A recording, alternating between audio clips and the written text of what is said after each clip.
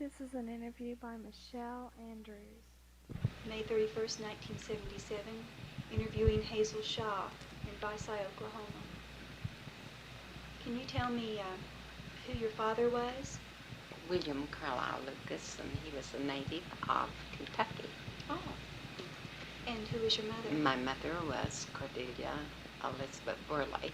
She was a native of Tennessee, and she was born at near Pittsburgh Landing, and her grandfather was one of the slave owners of the South, and his plantation was the Shiloh battleground. The Shiloh battle was fought on his plantation. And my grandmother was a little girl of 7 when the Civil War started, and they had a beautiful home and many slaves and servants, and they were very friendly with their slaves and their servants, and they did not feel themselves very superior. Of course, there was a feeling of superiority there in a way because it was a custom of the day. But as far as being too independent of them or forsaking them or neglecting them in any way, they never did. They loved these old slaves, and especially the mammies, the Negro mammies who took care of the children so much. And the little Negro children were their playmates. They played together because there were no other white children near, of course. The plantations were not too near one another. And there were few white children to play with, and many little pickaninnies, so that was their favorite playmates when they were small. Now, as they grew older, of course, they had youth groups, and they had their balls, their fashion balls and all. And as the war progressed, the Civil War progressed, of course, the South fell, and they had little left, but I think their ladylike ways and gentlemanly ways that these boys and girls had stayed with them throughout their lives. I remember my grandmother as a very gracious lady throughout her life, and she lived with us until her death. At that time, I was 18, I guess, at the time of her death. So we love this grandmother especially very much because of the Civil War history she brought to us and the interesting things and the manner in which she gave them, and her very loving, gracious ways about her. She retained this old Southern charm throughout her life. Well, how neat. Seems like I remembered mention of Shiloh before, but I had forgotten about it. Shiloh battleground. I intend to go back some of these days soon. I hope this summer. I've never visited the plantation, or, of course, at this time it is a national park, Shiloh Park, and there is a cemetery on the grounds, and hundreds and hundreds, perhaps thousands of the fallen were buried there, you know. And that's all on the old Surratt plantation. That was my great-grandfather's name, Surratt. He was a Methodist minister, and he preached in the little Shiloh church, which was a log church, and I have pictures of that. And my grandmother saved her little Sunday school cards from her days of attending there, and they were about, possibly 1.5 inches by 1/2 inch in size, and each had a tiny Bible verse printed on it, and there are some of the cards still in our family. When the slaves were freed, I don't remember how many my grandfather had. There were many of them, though. And as he came from town, Pittsburgh Landing, I guess, or Savannah was their hometown, I believe. It was right on the river, and their plantation came down close to the river. Really lay right along the river, I think. But anyway, the slaves, we'll call them, they were the colored people, you know, met him in a group and all knelt down in the road in front of his wagons and begged and pleaded with him not to let them go. They wanted to live with their family. They didn't want to be free. They just wanted him to care for them the rest of their lives. And out of the group, there was only one that ever left him, one Negro who was seeking freedom. And he was very happy to let him go and find out the things that he wanted to know, about the world. Then as I grew up, I was born in near St. Joe, Texas. Hardy was a very small town in which I was born. I don't think it exists anymore. St. Joe and Gainesville were our near towns. And when I was 5 years old, we moved to Shawnee, Oklahoma, which was then, that was before statehood, you see, about statehood. I believe it was the year of statehood, 1907. And we lived in Shawnee, which was a new prairie town at that time. And were there until 1914. And then we moved to the panhandle of Oklahoma, the jumping off spot. We felt like we had gone to the end of the world. But there we finished our school, and then Where was that in the Panhandle? Boise City. Then from there I went to school, finished my high school education in Goodwell, and where later the college was founded. It was a junior college when I started the school there, and then later it was changed to a 4-year college. I did most of my college work there. I never did finish my degree. I had a life teaching certificate, but no degree. I finished about 3 years of my college work. How old were you then? Big pardon? How old were you when you finished? Let me see. I did 1 year. I started teaching when I was a junior in high school junior. At that time, there was nothing more required for a teacher more than that she must pass a certain examination. And the best you could do if you took an examination was to get a 3rd grade certificate because you had no experience. So I got my 3rd grade certificate and taught 1 year, and then took another examination and received my 2nd grade certificate. And then by teaching the 3rd year, I was entitled to take an examination for 1st grade, which was the best you could do at that time. And I taught on my 1st grade certificate then until I obtained my life certificate. And I did that by correspondence from Oklahoma A&M, Stillwater, Oklahoma State University. And of course, as to my age, when I finished that, I did all this work while I was teaching, and I taught 11 years. And this was done in summer terms and August terms. We used to call them short terms, and by correspondence. I did, wasn't all together either. I did my 1st year of college at Panhandle A&M. And from there, then, I did these other 2. I had 3 years of college, and the other 2 years is finished by correspondence and short terms and things like that. Well, you mentioned the certificates, the 3rd grade, 2nd grade, and the 1st grade.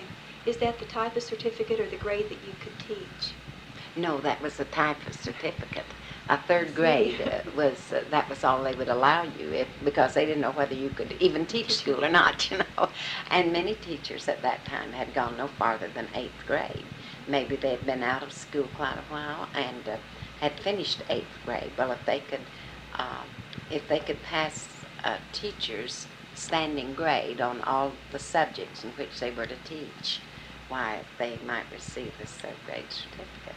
I remember the most embarrassed I think I ever was. My husband and I both took our test for our 1st grade certificates at the same time.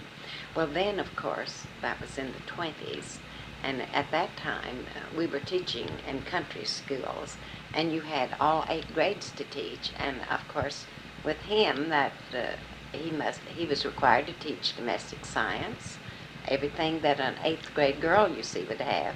Well, I must do that also, be prepared to do it if I had that grade pupil, and also teach agriculture to the boys, you see.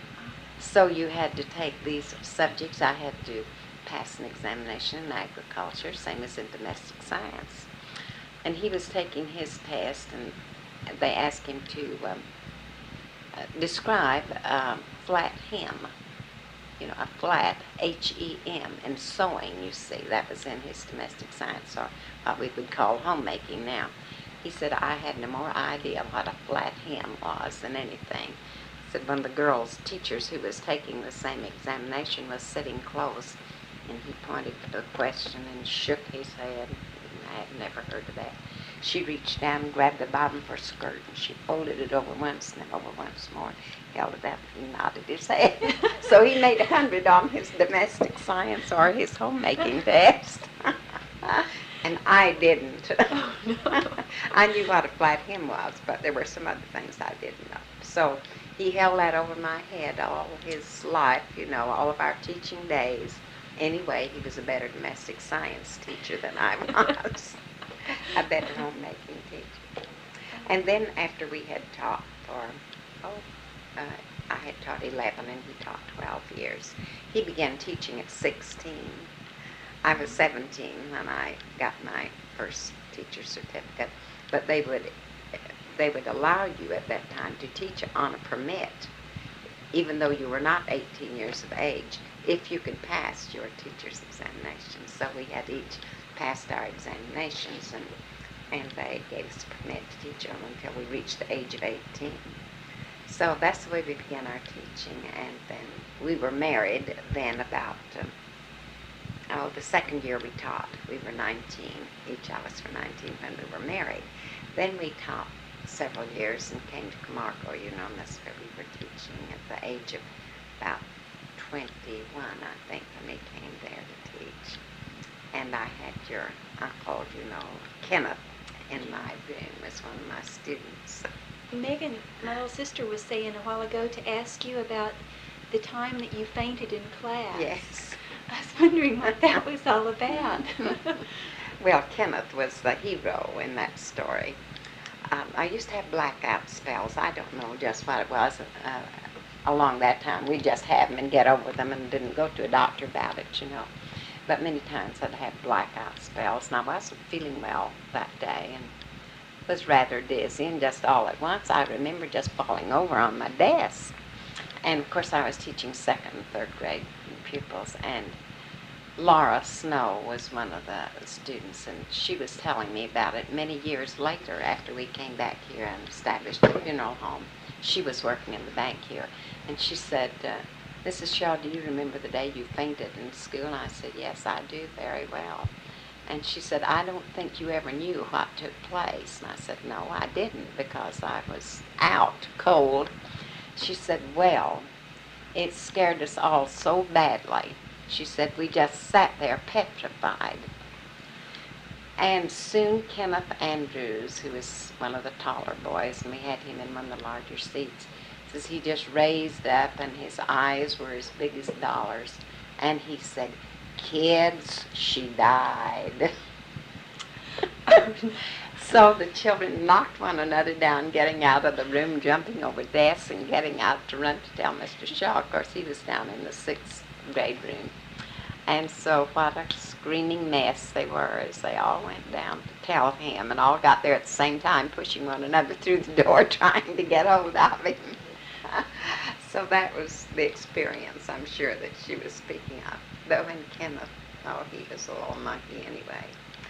And sort of the leader of his, of the room, he always, whatever he said seemed to be what they thought was the right thing to do.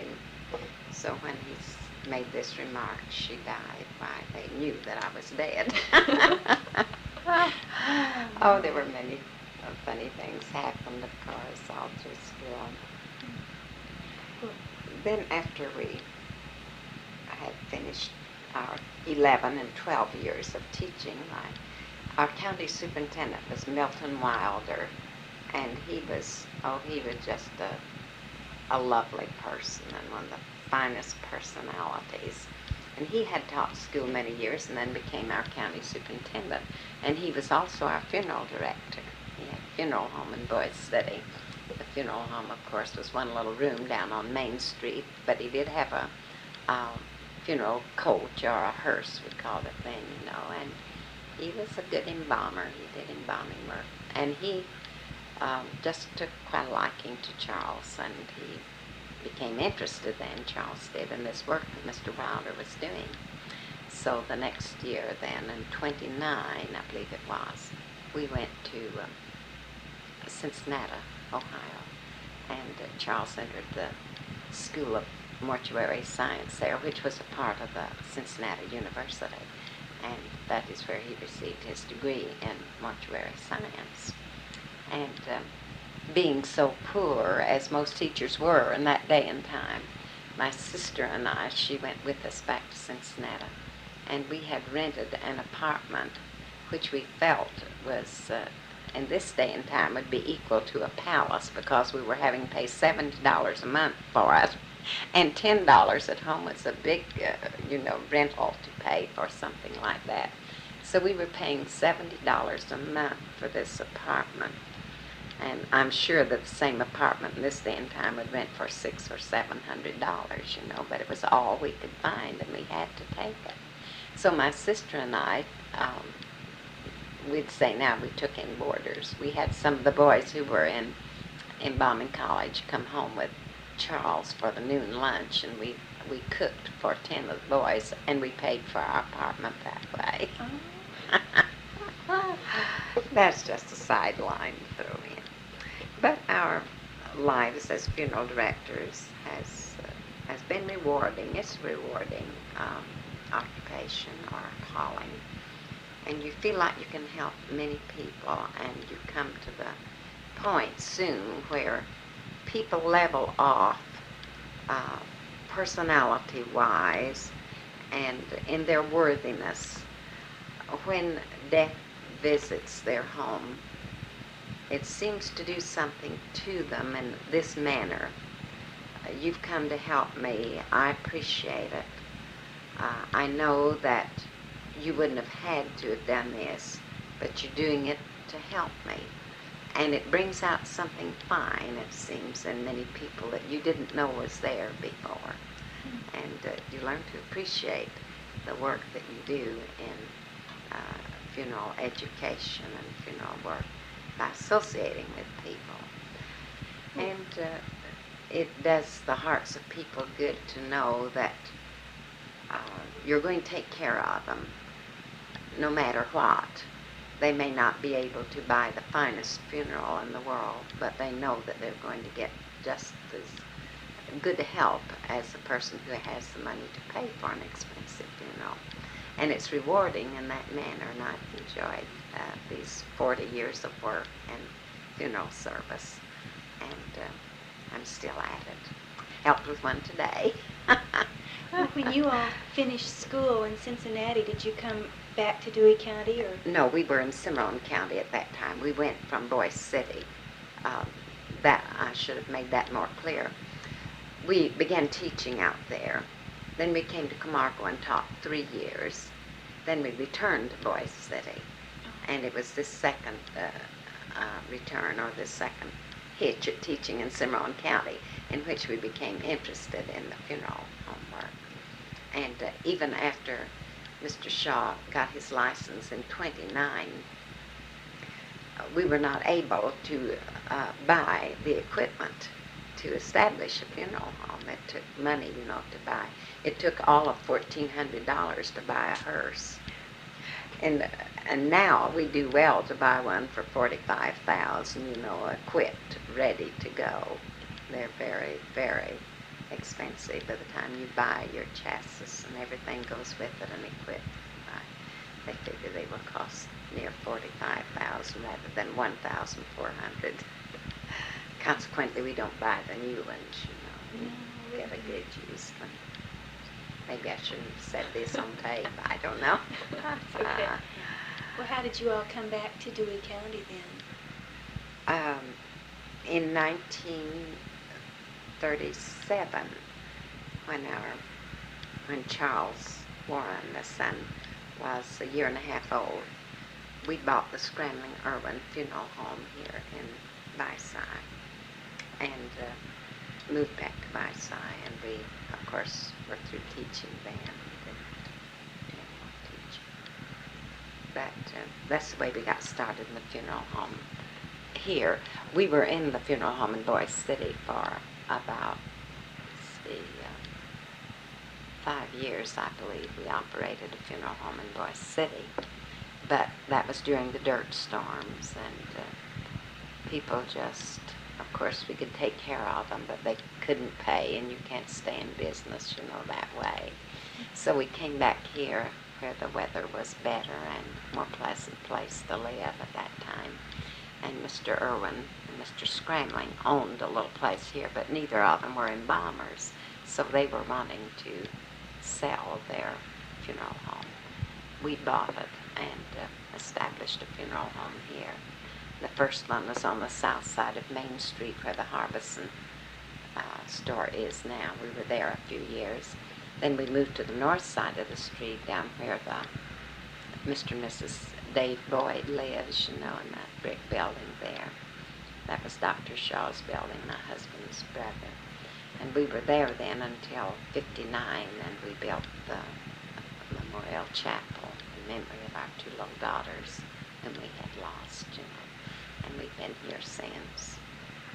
And we have found it just a beautiful work here with the people in Dewey County. Really wonderful people to work with, and we've enjoyed it.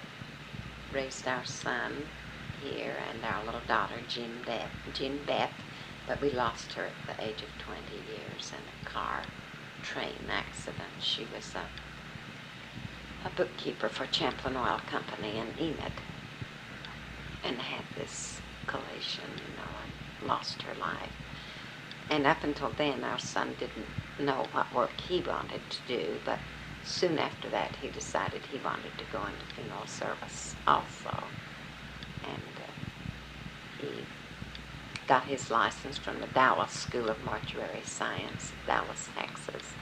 And then soon after he was licensed, they came to Levy and had their funeral home there for some time, operated the one that we had established there. Then the first school of embalming in Oklahoma was established at Edmond Central State University. And they had difficulty, or were having difficulty, finding licensed embalmers who had a degree, you see, other than their funeral service education degree. They must also have a degree, a four-year college degree, or the equivalent thereof. And they were having difficulty finding funeral directors who would teach. So they interviewed Charles, and he was employed to teach in the first school of funeral service education in Oklahoma, which is in Edmond. And the school is still a part of the college there, and prospering, I think, and growing, and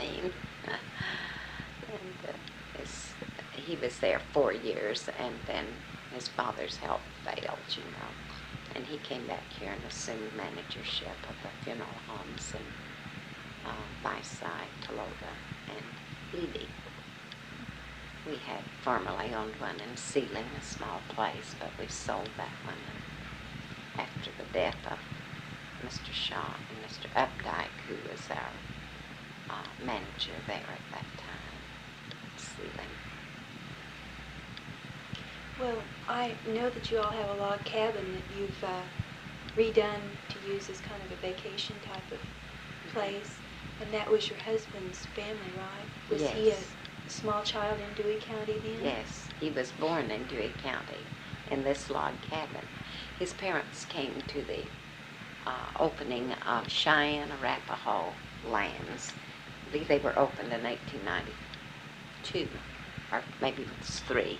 I'm not sure on the date. And his father came horseback from Portis, Kansas, which was their home, and filed on this land in Dewey County.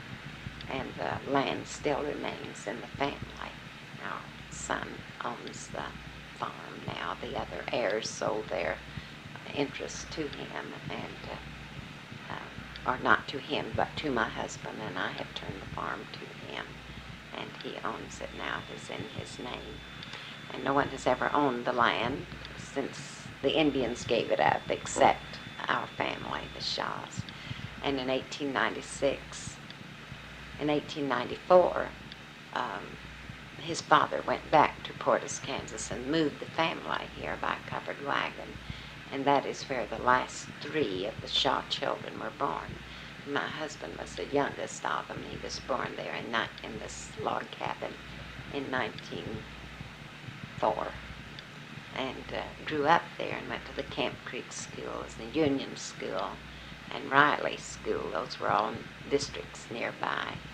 And when we asked him why he went to so many different schools, of course we picked on him and told him that we just knew he got expelled from one school and was the reason he had to attend others. He said, no, it just seemed that one of my older brothers or sisters was always teaching at one of these schools, and I definitely wanted to go to the other school. Oh.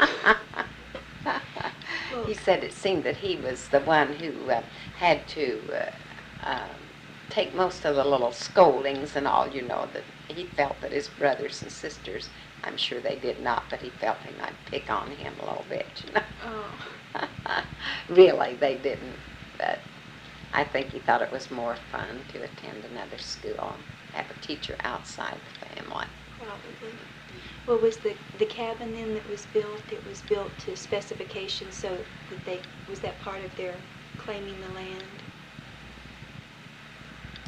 Now, I didn't understand that question, huh? The cabin that his father built on their land, was that part of the requirements for getting? No, it wasn't.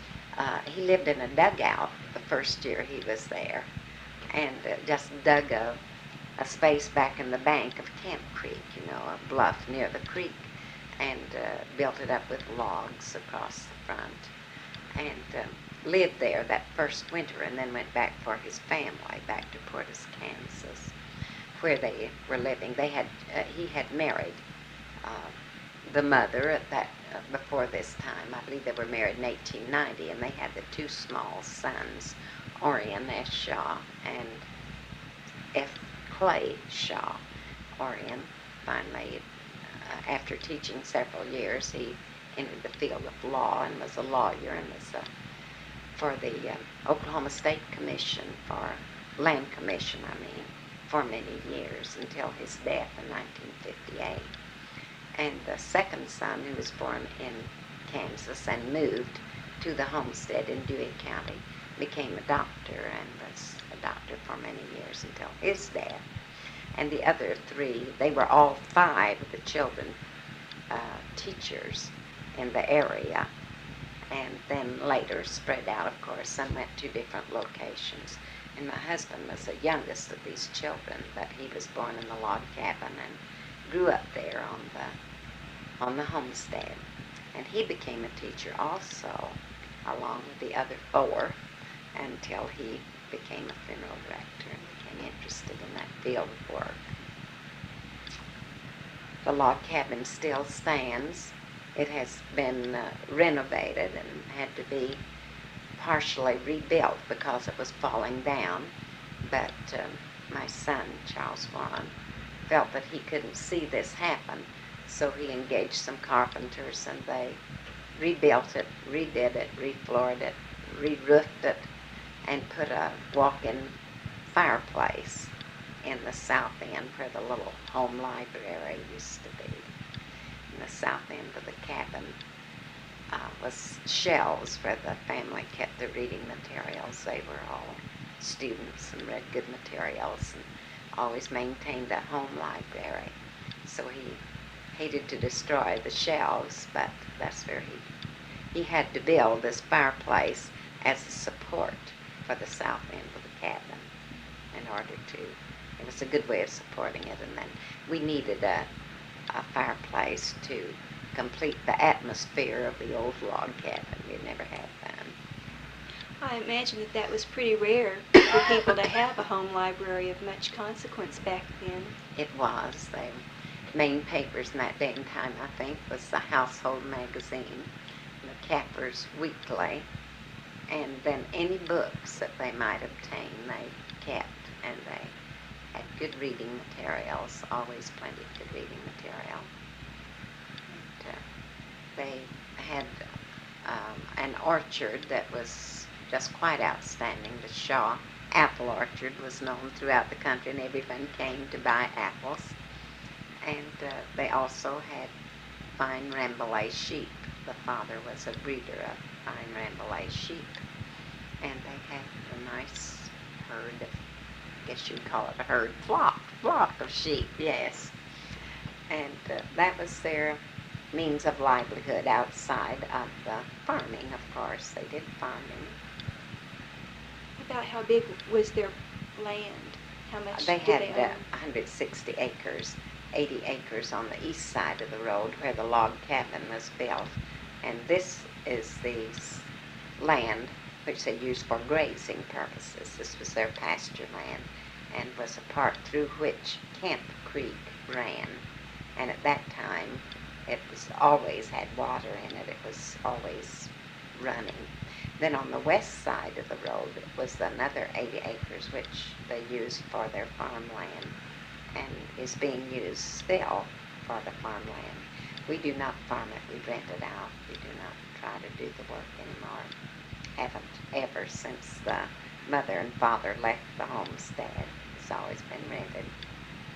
Well, how long did they occupy the cabin? Were they still living in it when you married? Mm-hmm. That's the only home that was ever built on the log cabin to this, on the homestead. Even to this day, that is the only home there is there.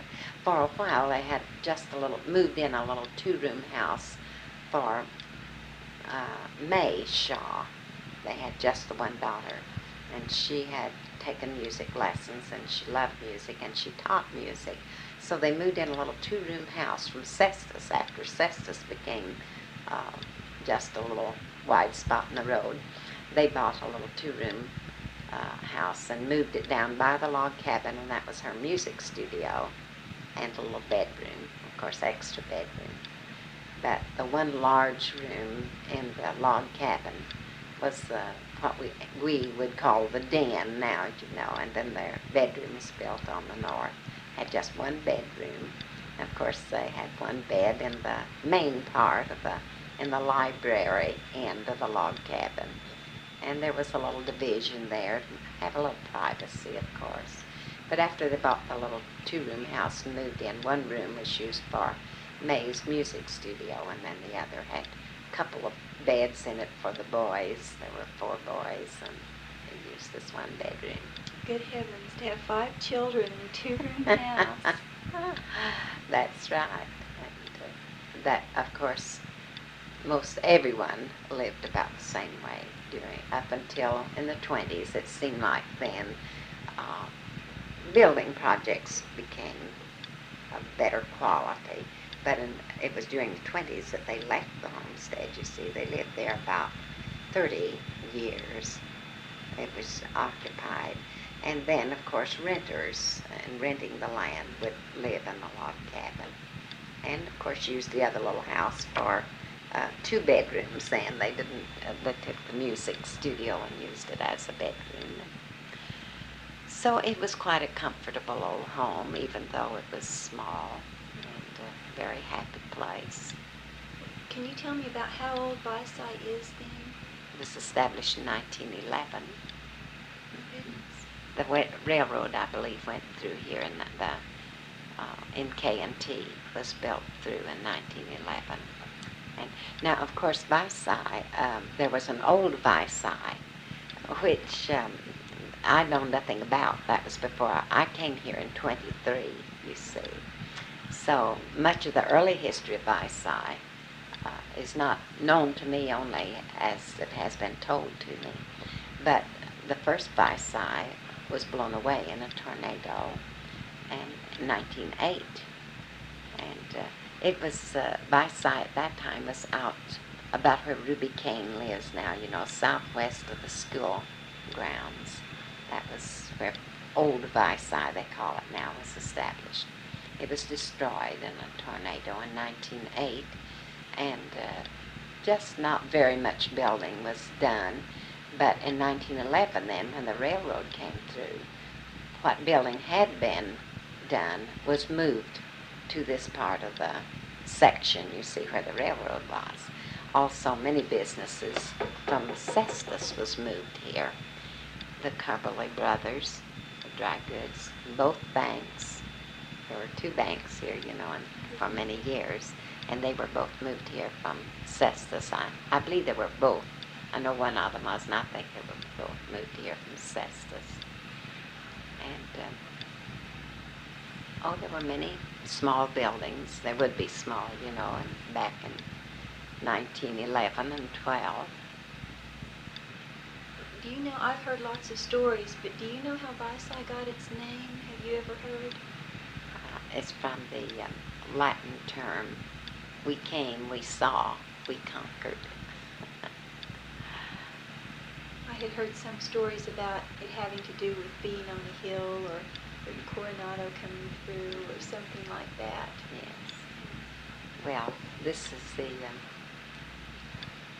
I think this is the authentic part of it, that it was named Vici, and by whom I do not know.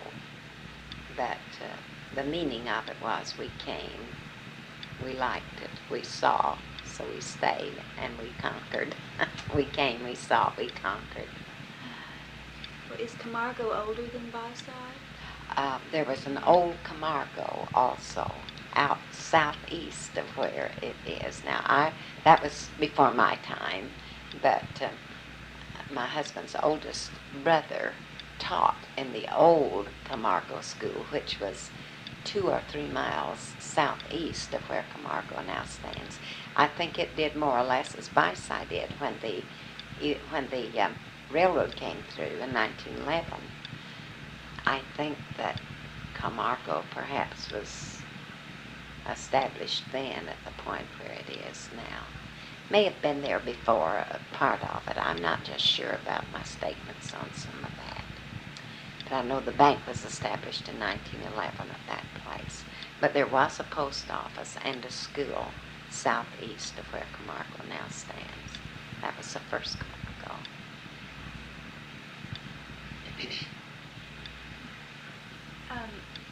Since you've been in the mortuary science business for so many years, I thought maybe you could tell me some interesting burial customs or beliefs that people have held that you might have witnessed from being so close to it. Anything that the rest of us might consider unusual or the customs for these past almost 50 years that I have been associated with the funeral home are very much the same now as they were 50 years ago among our people. And when I say our people, I mean the white race. Now, the only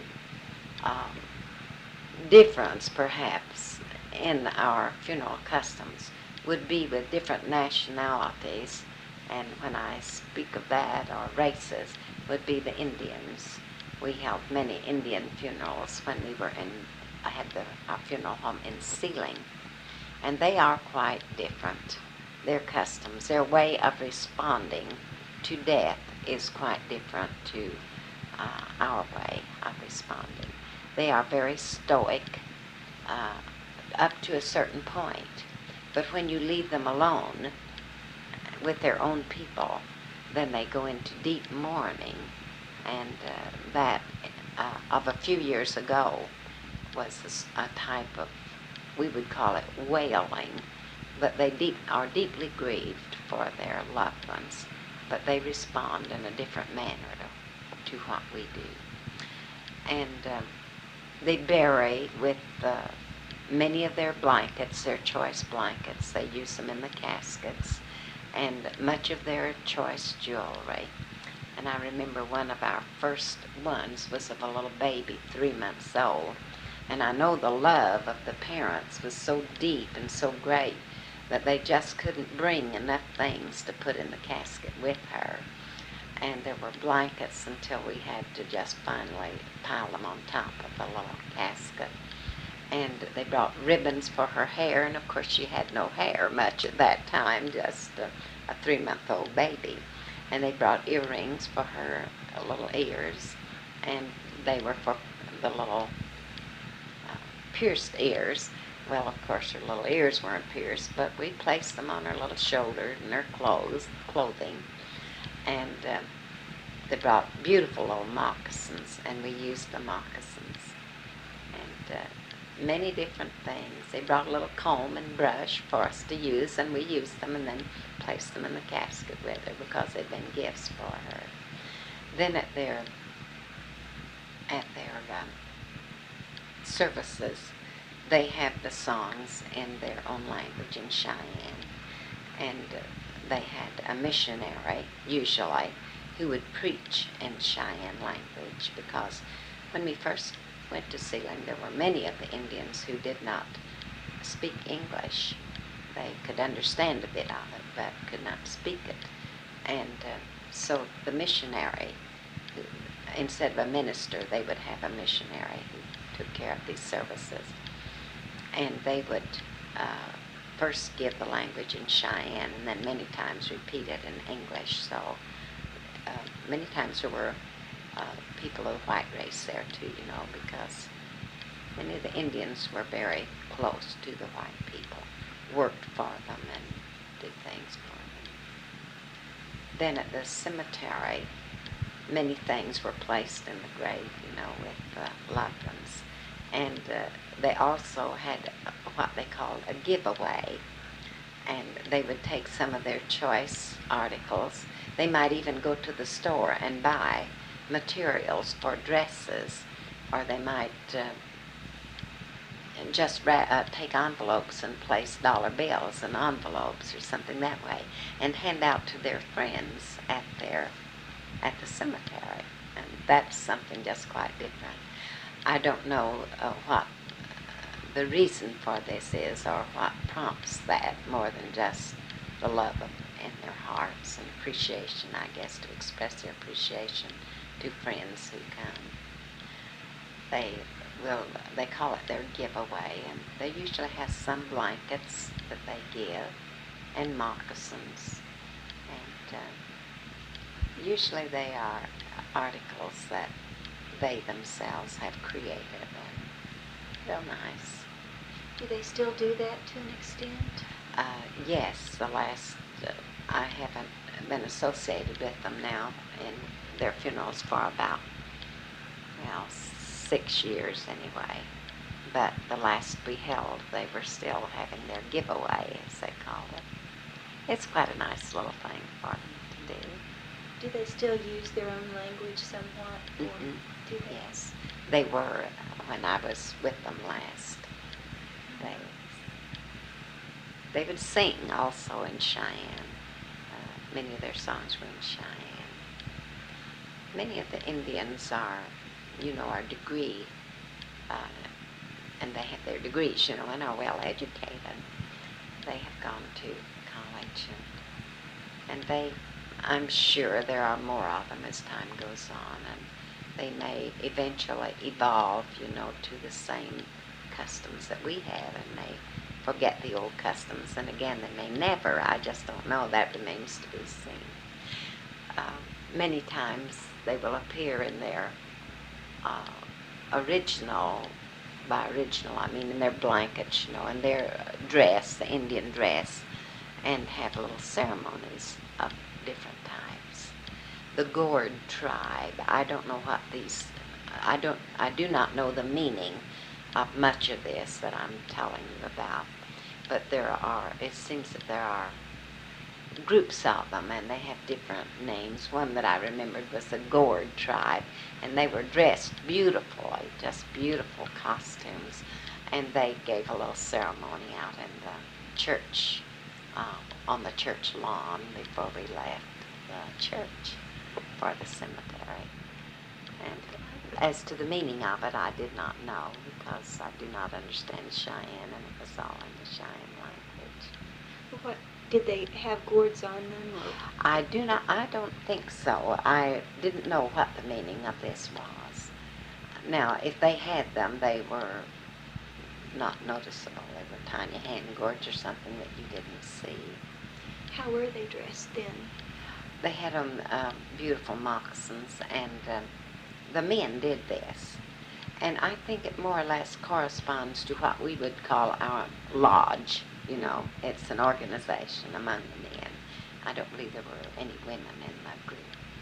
And they wore beautiful blankets over their, just regular clothing. trousers and shirts.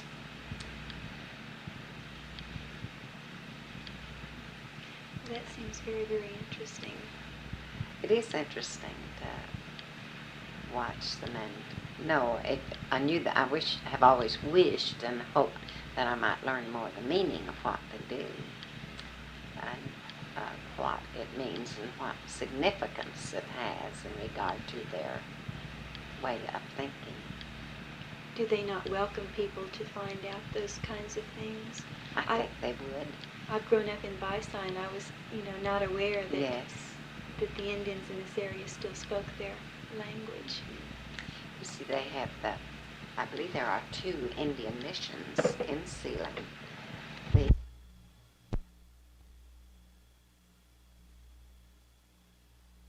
Indian church there in no, let me change that, Mennonite. The Mennonites have the oldest church in Sealing as far as the Indians are concerned. They are very fond of their families, family love, and their custom is different to ours, and their burial services, many of them are, but in other words, the language is different, but they do have the singing, they have the praying, and they have the sermons, so really maybe it isn't so different as it seems to me. It's just the language mostly. Are most of the Indians in Dewey County in Sealing? Sealing and Canton is in Blaine County. Sealing and Canton are our main Indian homes, but Canton is over in Blaine County. It was Blaine. I think so. There are many Indians around Sealing. I came through Sealing when I was 10 years old in a covered wagon. You did? And we had the 2 covered wagons, and my parents, and there were 5 brothers and sisters. And that was when we were moving from our home in Shawnee, in Pottawatomie County, to our homestead in Cimarron County, near Boise City.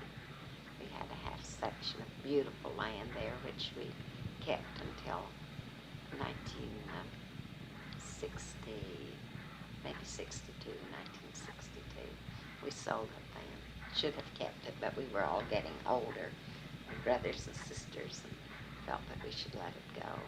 Well, what was your land like out there? Beautiful land, very productive. If they only like one thing in that country, it being the finest farming country in the world, and that's moisture. And many of the farms are being irrigated now, and they're just beautiful. Just raise anything and everything, and just you couldn't ask for finer land if they can get the rain or the water, moisture to use. Of course, that's a problem now, and our water level is lowering to the extent that the government's beginning to think they're going to have to do something soon, either cut off some of the irrigation projects or do something. Of course, rain would help. They would not have to use the irrigation systems then. And of course, when we were living there, we had no such thing as irrigation, but we raised everything. It just happened to be from 1914 to 1921 was when I lived on the farm, and we raised the finest of crops. We had 60 bushel of wheat per acre. Of course, it didn't amount to much because the price was no good, but it would produce and produce bountifully, and all it needs is water. Well, if you traveled in a covered wagon, what kind of home did you have when you first got there? Oh, when we first got there, we built a half dugout, and we were at the top of the world. We had an upstairs. Not many people had a 2-story dugout. Was the top part wooden, or? Yes, it was all of wood. That's all we had to build with out there. We had to haul our lumber from Texoma, and we had 4 rooms, and this is more of a basement type thing, with 2 rooms that were pretty well above ground. Then later we built a nice home and had a nice farm home at that time, and lots of good pasture land, grassland, and farmland also. Did many of the people out there live in sod houses? In the beginning, they did when they homesteaded. There were many sod houses and many dugouts, and they were the finest things to have because of the wind and the cold. But they were warm in winter and cool in summer, and would withstand the winds, the high winds. Now, they speak of the little sod house over here, by Cleo Springs, as being the only existing one. But there are many sod houses in the Panhandle, but are covered over with other materials. And they make the finest of homes, because of the warmth and the stability of them. And I visit in one of these homes, and the walls, now when I first knew this home, it was a beautiful sod home, for about 5 rooms, I believe, in this home. Nice big rooms, nicely finished inside. But the walls were about 8 inches thick, just nothing but sod, so it made it very warm in wintertime and very cool in the summertime. Then later they stuccoed this home, and there are many stucco homes in the Panhandle that are sod homes with stucco over them. I didn't realize that. Do they harbor insects and snakes and things like that? No, not really. Now, perhaps they did back when there was nothing but sod there. I have never lived in a sod house, but I can see how snakes or bugs might bore through, the dirt. The dirt. Did you ever have any trouble like that in your dugout? Yes, when we'd have big rains, we would have insects, wash in, with and of course we'd have great house cleanings then when that happened. And of course we didn't have too much moisture there. They were dry, and not often did the water come in, but occasionally, it would soak through, and we would have a real cleanup job. But as far as insects now is concerned, I don't remember that there were just too many, more than we have now. But had we had the sprays then that we have now, I'm sure we wouldn't have had any more than we do now. The year before we moved to the Panhandle, which was 1914, was the year of the Prairie Fire. We call it the Prairie Fire. There were many prairie fires, but the Prairie Fire swept from out in New Mexico completely across the Oklahoma Panhandle and very nearly across the Texas Panhandle to Hereford, Texas. That's where it ended, at Hereford, Texas. And by the time it got there, of course, the farmers and ranchers had plowed enough fire guards that it didn't jump the fire guards. But there were thousands and thousands of ranch cattle that were destroyed. They would run as far as they could and then begin to fall, and that would make a barrier for the rest to fall on, and you would find them in great lines of just dead cattle, come to a fence, which wasn't often because there were not many fences on the ranches at that time. That would stop them also, and they would pile up there. And if they would come to the bank of a creek, they would tumble off the banks of the creek, down into the creek, and that would kill them or break a leg. They couldn't go any farther. And of course, cattle are an animal to follow one another. If one starts, they all go. And it was quite a tragic thing for the Panhandle. Ranchers were completely wiped out in the Prairie Fire of 1913. How did you feel about that, going to the prairie the next year? It wasn't pleasant because the bones of the cattle, we could see where thousands of them had perished. And that was one of the ways of many people making a livelihood. They would haul these bones to the nearest railroad station, which was Elkhart, Kansas, Stratford, Texas, or Clayton, New Mexico, or Springfield, Colorado. we were just in the middle of these towns, and a radius of about 60 miles to most any of these towns from us. And many of the ranchers hauled these bones and sold them for fertilizer. Of course, they wouldn't get much out of it, but they didn't have anything else to sell that year, you see that. But beginning with 1914, the rains came again, and it was just a regular paradise for 7 years before it began. The rain became scarce again, and the crops were not so good for a few years. But now, of course, the Panhandle is mostly under irrigation, and they do. Were you in the Panhandle during the Dust Bowl days? Oh, yes. Can you tell me something about what that was like? I could show you with cards easier than I could tell you, but it's unbelievable, and many people would not believe that it could be as bad as it was until they experienced some of those storms. But I remember the one that we called the Black Tornado, which was just nothing but dust and came in very quietly, not much wind with it. But it was a most beautiful day. It was the 14th of April, 1935, and we were having a double funeral that day in the church just across from our funeral home. My grandmother had passed away, and we had lost our little 1-year-old daughter with dust pneumonia. That was a sad part of our lives. Living in the Dust Bowl was so many people lost their lives with dust pneumonia, and we had lost our little daughter. My grandmother did not die of dust pneumonia, but our daughter did. I said granddaughter, I meant daughter, Ruth Nell Shaw. And the storm that came in that day, the day began one of the most beautiful, perfect days that I have ever seen, and remained that way until about 4 o'clock after the funeral services were over.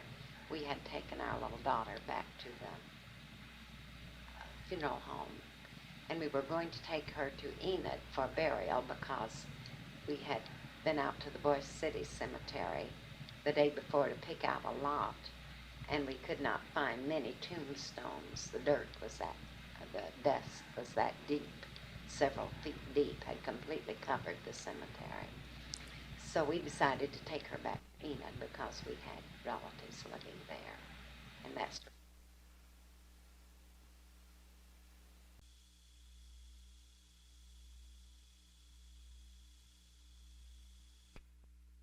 This is the conclusion of the interview with Hazel Shaw, SHAW, of Vici, Oklahoma, VICI, on May 31st, 1977, and this is an interview by Michelle Andrews. when we lost her with the dust pneumonia.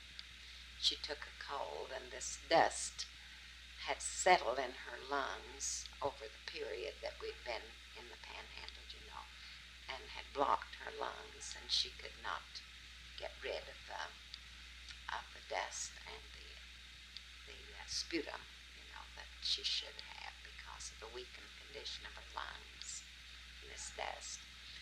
And this black duster blew in about, as after the service, I would say 4 o'clock. And all at once we were sitting there, and we felt a quietness that was unnatural. And we looked out of our sunroom windows, and it was rolling in. And you have never seen a tornado or a bank of black clouds that was so dense as that was. And when it struck, it was so black that lights did not shine through it. And the electric light bulbs in our home, within a half hour, we couldn't see across the rooms in our homes. And it was total blackness outside. Cars could not drive because the lights wouldn't shine through the wall of dirt, the black dirt. And to tell you just how it was, our sunroom was 3 sides was all glass, all windows, and cars drove up into our yard. We had no fence around the yard, and they drove up for protection. And they sat there until 10 o'clock that night with their lights turned on, shining in our, supposedly, in our windows. But we didn't know they were out there because we couldn't see the light through the black dirt. It was that dense. I said 10 o'clock. I believe it was 9 when I mentioned that it was a double funeral, and they were taking my grandmother to Texoma for burial. And they turned onto a side road with their backs to the storm in order that they might breathe. And they sat there about 3 hours before they could flash their car lights through the dirt a foot or two to see where the road was to get back into town. So they came back into town and sat there all night, and then went the next day to Texoma. It had cleared up enough that they could get through then for burial. It's about 40 miles, from Texoma to Boise City. How long did the years of the Dust Bowl last? My imagination was just, a lifetime from the stories that I've heard.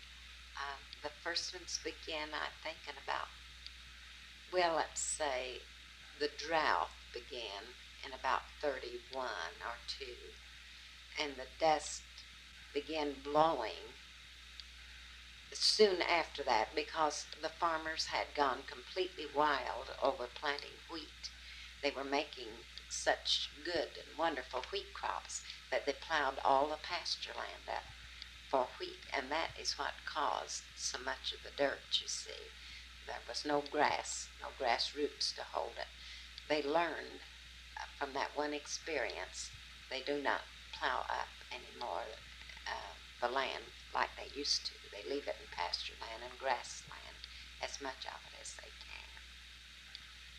Did I answer your question? I think so. How long did it last? How long? We left there in 37. It was beginning to get better then, but it lasted, I would say, 8 to 10 years, the worst of it. Maybe not the worst, but over a span of 8 or 10 years before they were able to raise good crops again. The farmland was so piled up with dunes, sand dunes, that it took them a year with their plows and equipment, discs, I believe they used on the back of their tractors, to pull these sand dunes down on a level so they could level up their land enough to farm it and plant more crops.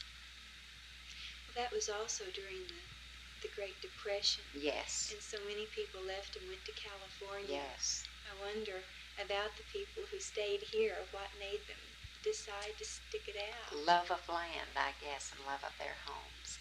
Now, I guess it was bad here in Dewey County, but nothing like it was in the Panhandle, because you had the trees and the creeks and the hills and more grassland. I don't think the land was ever plowed up here in this area like it was in the Panhandle. But, they just plowed their ranches and everything up and put it to wheat, and they really were going great guns with wheat until bottom dropped out, the price dropped, you see. Then they couldn't make anything out of it, and by that time the dirt was blowing and they had no way of stopping it, and it just blew and it blew and blew some more and kept blowing. And so I would say over a span of perhaps 8 to 10 years, we would call the Dust Bowl days. But the land was very fertile after the farmers pulled those sand dunes down and worked it up. They had wonderful crops again then for a few years. How did they exist or get by while they were having so many troubles? Was it on a self-cooperative type of basis where they... I wonder now how we did get by. We didn't suffer for, if you mean food and such as that. Mm-hmm. I remember I was teaching at the time they began, and the farmers didn't have enough money to pay all of their taxes at one time. But if they could get a few dollars together, they would go into the courthouse and pay that much on their taxes, and the school board in return would issue me a warrant. Most of my warrants were in $10 warrants, and I would hold those $10 warrants until there was enough money in the school district treasury to issue me a $10 warrant. And the food, of course, was very inexpensive. We just never did suffer for food. We couldn't buy a great lot, of course, of clothing or such. I remember I bought a beautiful coat that I loved and wore for, possibly 3 or 4 years for $12.50. It was a cashmere coat, and it was a beautiful coat. And she took one of my school warrants and said, "I'll wait for your next school warrant for the other 2.5 on it." So that's the way things were. They're just... Did they get a lot of credit at the stores for things that they had to have and couldn't pay? I know some of that's done now in town. Not a lot of credit. People had their farm products and their own meat, and they raised everything on the farm practically. So they had food, and the grocers were unable to issue a lot of credit because they had to have money to restock. The bank bought up many of the warrants at a discount, of course. Well, the stores took warrants too. I remember now they took some of our school warrants, but would discount them, of course, for handling. But we were glad that they did even that. But I drove back and forth to my school, which was out 15 miles from Boise City. And we had money to buy gas with, and we just didn't have much money, but it went a long ways. I guess that's an easy way to say it. How much did gasoline cost you then? I don't remember. I wish I did, but I don't remember how much it was per gallon. I'm sure it was very nominal, though. And then my husband, along with our funeral home, he also worked at the port of entry. Many people, with their, when they would have a funeral service, they just were unable to pay. Well, naturally, you being in that business, you were going to take care of them. That was your job. And they would pay when they could, but it wasn't always very prompt. And so as a side job, he worked at the state port of entry, Oklahoma Port of Entry, which was located in Boise City.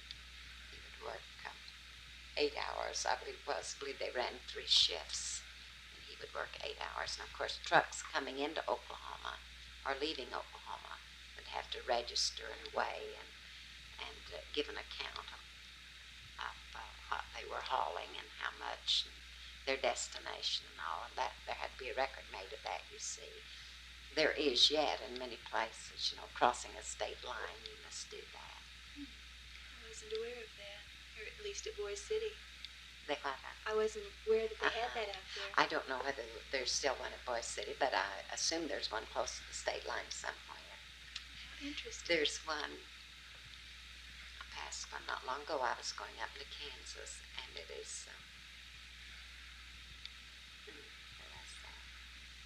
It's up north of Alva, I believe, near the Kansas line, close to Hartner, I believe, Kansas. North of Alva, anyway.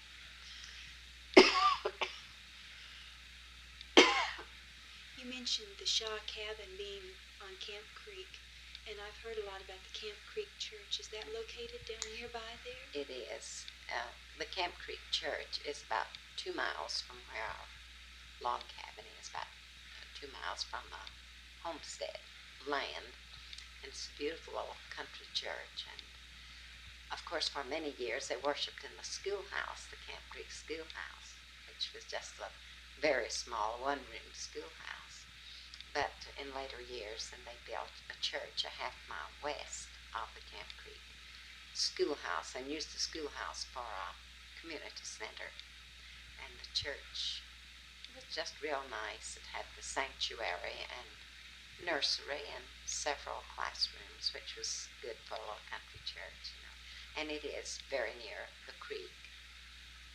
Many people built very near the creek so they could have water for their stock and plenty of wood, for burning. And I know when Grandfather Shaw came down and homesteaded, claimed his homestead. He came directly across the rich Mutual Flats. That wasn't what he was looking for. He wasn't looking for good land. He was looking for wood and water. Those were essential for one to live. And he just came just entirely across that wonderful, rich farmland up there because he knew he couldn't use the farmland without wood and water to take care of his family. So he found this little farm that was quite good and also had good pasture land and wood and water. And that was the reason for him stopping there. Where is that located from Vici? Is it east of town? It is 9 miles east and 5 miles south, I believe, is the location of it. And we have it fixed just very homey. The little bedroom that we replaced, we tore the old bedroom off and rebuilt a bedroom, and it's all paneled and carpeted, and we can sleep 8 people in this one bedroom. We have 3 sets of bunk beds, and they each sleep 2, and then we have a double bed with inner spring and all. So the Boy Scouts go down, and senior citizens have gone down. And in the main part of the log cabin, there is a wood-burning stove, an old range, and an old cabinet, and some tables and some divans, and just to make yourself comfortable. And